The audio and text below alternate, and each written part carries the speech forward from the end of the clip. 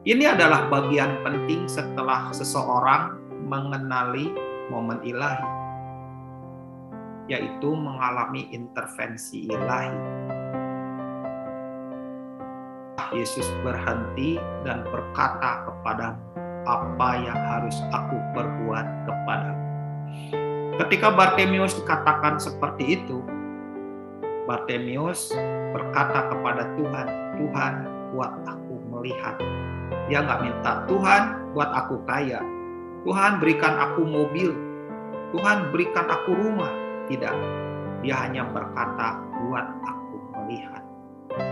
Dia tahu kebutuhan yang utama hidupnya. Disinilah saudara, ketika momen ilahi muncul, harus memunculkan intervensi ilahi. Intervensi ilahi itu penting, karena intervensi ilahi itu adalah di mana Tuhan menyerang hati kita dengan terangnya. Hati kita yang penuh dengan kegelapan itu diterangi. Dan Tuhan mau mengobrak-abrik gudang dalam hati kita. Kotoran-kotoran, sampah-sampah, barang-barang bekas, luka-luka, berhala-berhala yang ada dalam gudang itu dikeluarkan. Gak boleh, gudang ini akan dibersihkannya. Tuhan ingin mengobrak-abrik yang kotor, yang bau, yang penuh dengan bangkai, yang bau dengan kotoran.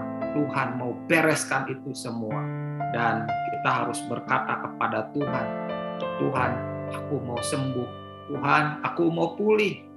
Tuhan, aku mau dipakai oleh Engkau. Itu adalah respon yang benar ketika momen ilahi itu muncul. Ini cerita yang ketiga, yaitu mengalami Manasye dan Efraim. Manasye, yang artinya Tuhan membuat aku lupa. Apa artinya? Apakah Yusuf lupa kalau dia ditangkap, ditelanjangi, lalu jubahnya dicabik-cabik oleh kemarahan, iri hati, dan kebencian saudara-saudaranya? Apakah Yusuf lupa ketika dia diikat lalu dilemparkan ke dalam sumur yang tidak ada airnya? Apakah Yusuf lupa kalau dia dikeluarkan dari sumur, disangka itu hanya main-main, dan Yusuf berkata akan kulaporkan kepada papa. Tapi nyatanya dia tidak bisa kembali lagi ke kemah papahnya. Yusuf diikat lalu dijual sebagai budak. Apakah Yusuf lupa? Tidak. Tidak akan lupa semua peristiwa kejahatan saudara-saudaranya yang dilakukan kepada Yusuf. Tapi kenapa dia berkata Manasye? Karena Tuhan membuat aku lupa. Maksudnya apa? Lupa tentang rasa sakit dari semua peristiwa yang dialaminya.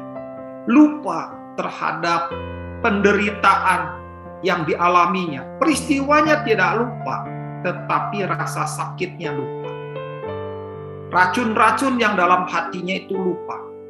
Karena itu saudara, ketika ada orang yang berbuat jahat kepadamu, saudara mengampuninya, jangan menganggap bahwa rasa sakit itu selesai setelah saudara mengampuni. Semua yang rusak akan pulih, akan sembuh seketika. Tidak. Pengampunan itu tidak melakukan itu. Tetapi pengampunan itu adalah proses mengeluarkan racun di dalam hati kita.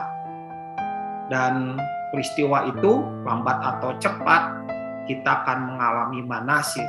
Peristiwanya tidak akan pernah lupa, tetapi penderitaan, rasa pedih, rasa sakit, rasa dihianati itu yang membuat kita lupa. Itulah Manasye.